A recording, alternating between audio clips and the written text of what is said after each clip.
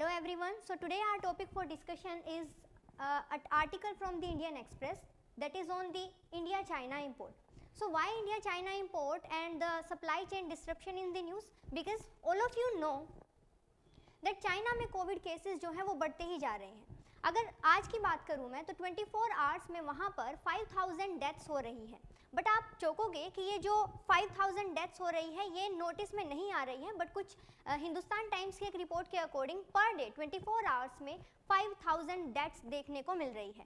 एक एस्टिमेट्स के according that is provided by the Hindustan times कि 1 मिलियन केसेस जो है डेली आ रहे हैं अभी, एंड बाय द मार्च ये 4.2 मिलियन हो जाएंगे. इससे पहले जनवरी एंड फेब में आपको 3.6 मिलियन पर डे केसेस जो हैं वो देखने को मिलेंगे. आई नो ये जो डेटा, ये फिगर्स हैं, ये बहुत चौंकाने वाली है, बहुत ज़्यादा है, बट एक इंडियन एक्सप्रेस की रिपोर्ट के अनुसार ये बताया गया है कि अगर ये जो केसेस है इसी तरीके से बढ़ते रहे तो आने वाले दिनों में अप्रोक्स आप लगा लीजिए मार्च या अप्रैल के आसपास ये हो सकता है कि 60% of the total world population, because we know China का पॉपुलेशन वो वर्ल्ड में लार्जेस्ट है, तो उसमें ही 60% of the total population of the world वो अफेक्टेड होगी कोविड से. कोविड के ये जो केसेस हैं, all of you must be knowing that Omicron का भी ये जो वायरस है BF.7 वेरिएंट जो है वो देखने को मिल रहा है. इसके केसेस अगर इंडिया की बात करूं तो सबसे पहले इसका केस जो है 3 से 4 महीने पहले आया था केरला में, और अभी इंडिया में उसके टोटल 4 केसेस हैं, जिसमें से गुजरात एंड ओडिशा से हमें मिले हैं. अब कोविड जो चाइना में आ रहा है उससे इंडिया के ट्रेड को देखिए, इंडिया और चाइना के जो रिलेशनशिप है वो बहुत ज़्यादा अच्छे नहीं हैं, बट ट्रेड के पर्सपेक्टिव से अगर मैं बात करूं तो वही बात बोली जाती है कि जहां व्यापार, जहां बिजनेस की बात आती है वहां आपको अपने पर्सनल ग्रेजेस जो है वो छोड़कर बात करनी पड़ती है. सो अगर उन्हीं के बारे में बात करूं तो चाइना इंडिया का सेकेंड लार्जेस्ट ट्रेडिंग पार्टनर है. अब फर्स्ट लार्जेस्ट ट्रेडिंग पार्टनर कौन है? That is the USA. अब यूएसए एंड चाइना दोनों ही ट्रेडिंग पार्टनर रहे हैं इंडिया के. अगर बात करूं तो 2 दशकों पहले से तो चाइना जो है वो इंडिया का 10th ट्रेडिंग पार्टनर हुआ करता था. क्यों? क्योंकि पर्सनल रिलेशन से बहुत ज़्यादा अच्छे नहीं थे, एंड हम अपने पर्सनल फॉरेन रिलेशनशिप्स को ऊपर रखते थे then are trade relations. But 2002-3 के बाद से ये देखा गया कि इंडिया और चाइना का जो ट्रेडिंग रिलेशनशिप है वो बढ़ता ही चला गया.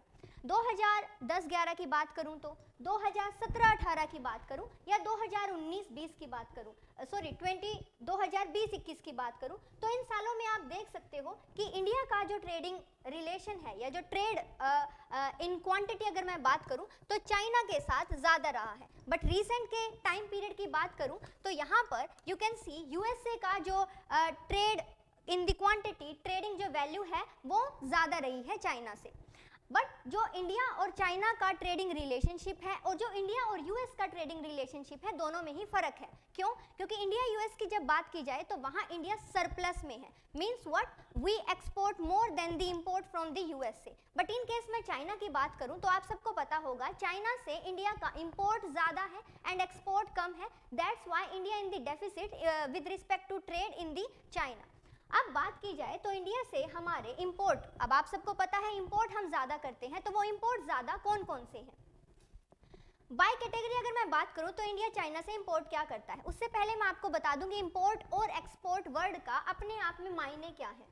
इंपोर्ट एक्सपोर्ट वर्ड की अगर मैं बात करूं तो जब सपोज करिए यहाँ पे मैं कॉन्स्टेंट लेके चल रही हूँ इंडिया को, जब इंडिया किसी फॉरेन कंट्री में कोई सामान भेजती है तो उसे बोला जाता है क्या? एक्सपोर्ट.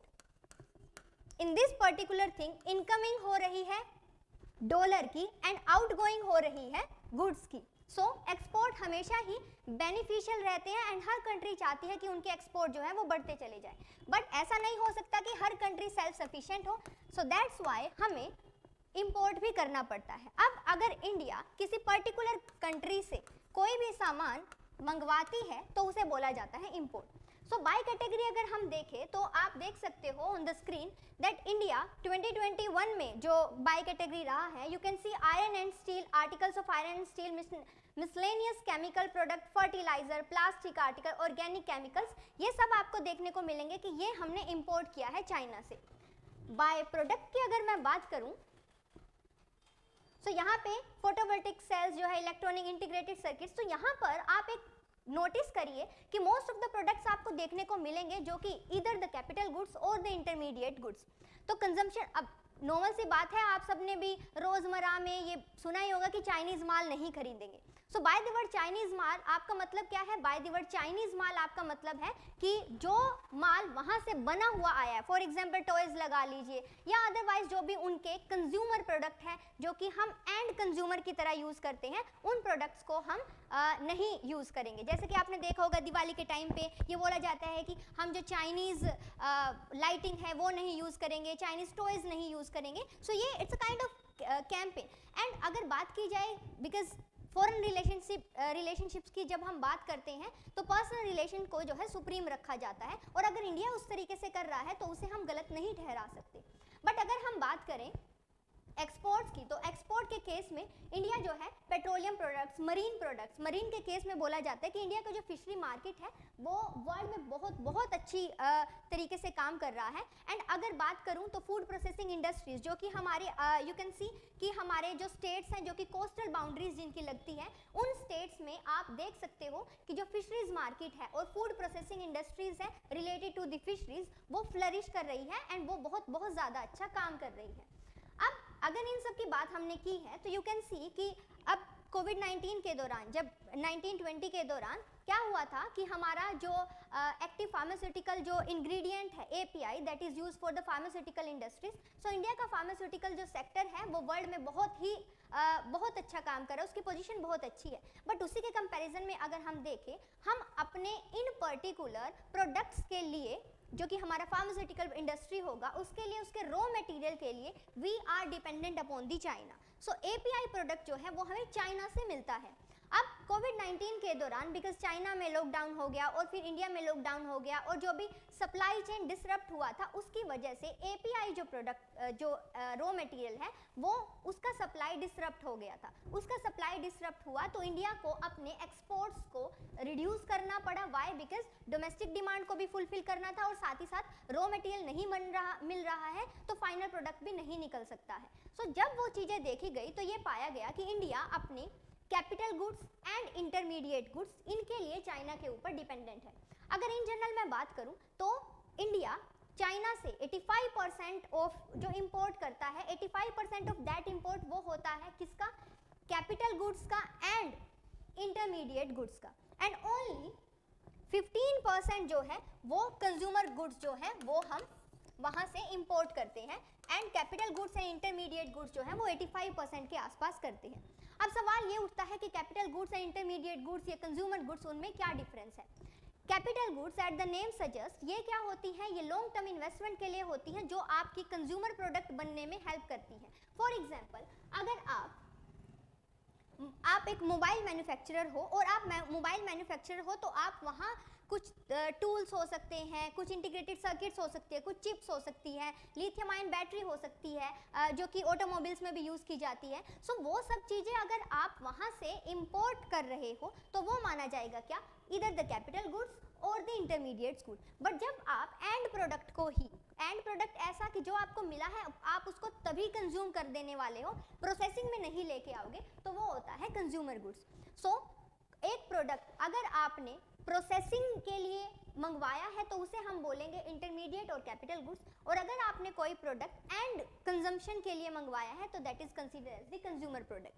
अब इंडिया के जो इंपोर्ट है रिलेटेड टू दिस, अगर हम ओवर अ टाइम पीरियड देखें तो वो डबल हो गए हैं, या इवन मैं कहूँ कि इंपोर्ट जो है 2 बिलियन के आसपास करते थे, 97 बिलियन के आसपास वो पहुँच चुके हैं। सो अगर वो इतना पहुंच चुका है, इतना ज़्यादा क्वांटिटी में रेज हो चुका है, तो इससे ये हमें लग सकता है कि हम अपने ट्रेड डेफिसिट जो है चाइना के कंपैरिजन में बढ़ाते ही जा रहे हैं। तो क्या ये हमारे फॉरेन एक्सचेंज रिजर्व के लिए या हमारे ट्रेड रिलेशन के लिए सही है?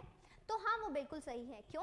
क्योंकि अगर हम इंटरमीडिएट प्रोडक्ट का जो कि हमारा 85% है उसको अगर हम मंगवाते हैं एंड फिर उसको प्रोसेसिंग करने के बाद प्रोडक्शन हम करते हैं, प्रोडक्ट हम बनाते हैं, तो प्रोडक्ट को हम एक्सपोर्ट करते हैं, तो उससे हमारा ही फायदा होने वाला है। ऐसा तो यही हो जाएगा कि आप जो है बाहर से सामान क्यों ही लेके आते हो, क्योंकि बाहर से सामान लाओगे तो वो आपको जो है आपका पैसा खर्च होगा, उसको फिर आगे आप जो है वैसे भी सेल करोगे। तो ये जो साइकिल होता है कि आप जो है इनकमिंग हो रही है गुड्स की, देन आउटगोइंग हो रही है, देन इनकमिंग हो रही है मनी की, यही साइकिल के लिए जो है आप जो है अपना मैन्युफैक्चरिंग करते हो या फिर आप जो है इंपोर्ट करते हो। सो आई होप ये इतना आपको समझ में आ गया होगा। सो इंडिया में एक पर्टिकुलर स्कीम जो है गवर्नमेंट ने लॉन्च की थी, that is the PLI, product linked incentive scheme. ये जो PLI स्कीम है इसका जो मेजर फोकस था, दैट मेजर फोकस इज कि हमें अपने एक्सपोर्ट्स को इंक्रीज करना है। बिकॉज हम अपने एक्सपोर्ट को इंक्रीज करना चाहते हैं, तो हम इन जनरल अपने एक्सपोर्ट्स को इंक्रीज नहीं करना चाहते, हम मैन्युफैक्चर्ड गुड्स के एक्सपोर्ट को जो है रेज करना चाहते हैं। सो मैन्युफैक्चर प्रोडक्ट्स के लिए अगर आप कैपिटल गुड्स या इंटरमीडिएट गुड्स के लिए डिपेंडेंट हो, आप उनको इंपोर्ट करते हो, तो भी उससे बहुत ज़्यादा फर्क नहीं पड़ता। वाई? बिकॉज जो मैन्युफैक्चरिंग आपकी कंट्री में होगी, उस मैन्युफैक्चरिंग से जॉब्स क्रिएट होंगी, एम्प्लॉयमेंट क्रिएट होगी, एंड उस एम्प्लॉयमेंट क्रिएशन से पूरा साइकिल बन जाएगा। वाई? बिकॉज जैसे ही जॉब क्रिएट होगी, एम्प्लॉयमेंट क्रिएट होगी, उससे इनकम आएंगी लोगों के हाथों में, इनकम आएंगी तो दे विल डिमांड करेंगे तो there will be more production, production से होगा industrialisation, and ultimately it will lead to the economic growth. और वही एक कंट्री चाहती है। दैट्स वाई हम इंपोर्ट डिपेंडेंस हो सकते हैं for the raw material, but we want to be exporter in case of the manufactured product. So that's why government has launched this production linked incentive scheme. So for this production linked incentive scheme, government ने बोला है what? That we are going to provide you the incentive of 4% to 6% on the incremental sale. ये incremental sale जो है किन पर मिलेगी? जो goods manufactured है। Under this PLI scheme, government has specified 14 sectors. So earlier it was the 13 sector. Recently drone sector जो है वो भी इसमें add किया गया है। So for the now we have 14 sectors. जिन पर्टिकुलर सेक्टर्स में अगर आप प्रोडक्ट को मैन्युफैक्चर करते हो within the domestic territories, and अगर आप उनको एक्सपोर्ट करते हो, then you are liable to get a incentive of 4% to 6% by the government. So ये जो सेक्टर है अंडर द PLI स्कीम, इसमें mobile manufacturing, so you can see mobile manufacturing के लिए हम इंपोर्ट कर रहे हैं काफ़ी सारे रॉ मटेरियल, जो भी काफ़ी सारे टूल्स जो हैं, काफ़ी सारे सर्किट्स जो हैं, वो हम वहाँ से इंपोर्ट कर रहे हैं। There are some drug intermediaries, so इसके लिए API, that is the active pharmaceutical ingredient, we know वो हम कहाँ से, चाइना से इंपोर्ट करते हैं। सो ऐसे ही you can see on the screen there are so many things जो है इस पर्टिकुलर सेक्टर में डाल दी गई है, जिनके लिए हम डिपेंडेंट हैं ओवर दी चाइना। सो अब सवाल उठता है आफ्टर इफेक्ट क्या होगा। वी नो चाइना में by the March there is a report from the Hindustan times की कितना ही मिलियन केसेस जो है पर डे का आ जाएगा। ऐसे आएगा तो उससे जो है सप्लाई जो है चेन डिसरप्ट हो जाएगी। उससे अगर सप्लाई चेन डिसरप्ट हो जाएगी तो बिकॉज ऑफ दैट क्या हो सकता है, उस सप्लाई चेन डिसरप्शन की वजह से ये जो हमें इंपोर्ट के लिए रॉ मटेरियल मिल रहा है वो भी डिस्टर्ब हो जाएगा। सो आफ्टर इफेक्ट इसका क्या देखने को मिलेगा? अभी हाल फिलहाल में ये देखा जा रहा है कि इंडिया में कुछ पर्टिकुलर मोबाइल मैन्युफैक्चरर हैं, उन्होंने अभी से पहला तो उन्होंने अपनी इंपोर्ट डिपेंडेंस को हल्का सा कम किया है। देखिए इंपोर्ट डिपेंडेंस को बहुत ज़्यादा कम नहीं किया जा सकता, वी नो, बट उन्होंने अपना कि जब सप्लाई चेन डिसरप्ट होने के बाद भी उनका जो कंटिन्यूस मैन्युफैक्चरिंग है वो चलती रहे, इसके लिए उन्होंने क्या किया है, इसके लिए उन्होंने पर्टिकुलर जो रॉ मटेरियल है उसको स्टॉक करना स्टार्ट कर दिया है। तो ये कुछ रिपोर्ट्स है जिनके बेसिस पे, बिकॉज देखिए बिजनेस में इस तरह के उतार चढ़ाव, ये स्पेक्यूलेशन, ये सब तो चलती रहती है। अब हमारे लिए किया क्या जाना चाहिए? अगर लॉन्ग टर्म के लिए कोई एक पर्टिकुलर सॉल्यूशन या सजेशंस दिया जाए तो वो सजेशन यही हो सकता है कि वी नो कि हम बहुत ज़्यादा सेल्फ सफिशिएंट नहीं हो सकते हैं, we have to be dependent upon the world because we are the part of the world. World को ग्लोबल विलेज बोला जाता है, तो वहाँ हम हो सकता है, but the kind of things की अगर हम रॉ मटेरियल नहीं मिला तो हम बिल्कुल ही हमारा पूरा का पूरा सिस्टम जो है बैठ जाएगा, वो भी नहीं होना चाहिए। इसीलिए हमें क्या किया जाना चाहिए, हमें अदरवाइज किसी भी तरीके के जो इंपोर्ट सब्स्टिट्यूशंस हो सकते हैं उनकी तरफ ज़्यादा ध्यान देना चाहिए। रिसर्च एंड डेवलपमेंट पर ज़्यादा हमें बजट का एक टोटल अमाउंट जो है डिसबर्स करना चाहिए, सो दैट कि हम उसको इम्प्रूव कर सके कंडीशन को। और इसके साथ साथ ही हमें ये करना चाहिए कि इस पर्टिकुलर केस में कि जो भी मैन्युफैक्चरर हैं उनको अदरवाइज कोई और सब्स्टिट्यूट या कोई और कंट्रीज़ उनको सर्च करना चाहिए, सो दैट कि सप्लाई चेन जो है वो ज़्यादा देर के लिए डिसरप्ट ना हो। तो ये पर्टिकुलर थिंग्स जो है की जा सकती है। सो अभी ऑन द डेली बेसिस हम इंडियन एक्सप्रेस से या द हिंदू से कोई भी एक पर्टिकुलर आर्टिकल उठाएंगे जो कि इंपॉर्टेंट आर्टिकल होगा, एंड उस इंपॉर्टेंट आर्टिकल पर आपको इसी तरीके से जो है बैकएंड पे जो भी बैकग्राउंड में जो भी नॉलेज होगी, जो भी इंफॉर्मेशन होगी, वो आपको प्रोवाइड करवाने की कोशिश करेंगे। सो ये रेगुलर बेसिस पे होने वाला है, stay tune for that, and every day जो है कोई भी इंपॉर्टेंट आर्टिकल होगा। सो आप भी कमेंट सेक्शन में हमें बता सकते हैं कि किस पर्टिकुलर आर्टिकल पे आपको इंफॉर्मेशन चाहिए या आप जो है इसके ऊपर जानना चाहते हो। सो इकोनॉमी से रिलेटेड, साइंस एंड टेक से related, other current affair, international relation से रिलेटेड, जियो पॉलिटिकल रिलेशन से related to the polity, related to the economy, geography, जो भी इंपॉर्टेंट आपको टॉपिक्स लगते हैं उनसे रिलेटेड आप जो है इंफॉर्मेशन बता सकते हैं कि आप इसके ऊपर जो है डिटेल्स जानना चाहते हैं। Thank you so much for today, stay tune, happy learning.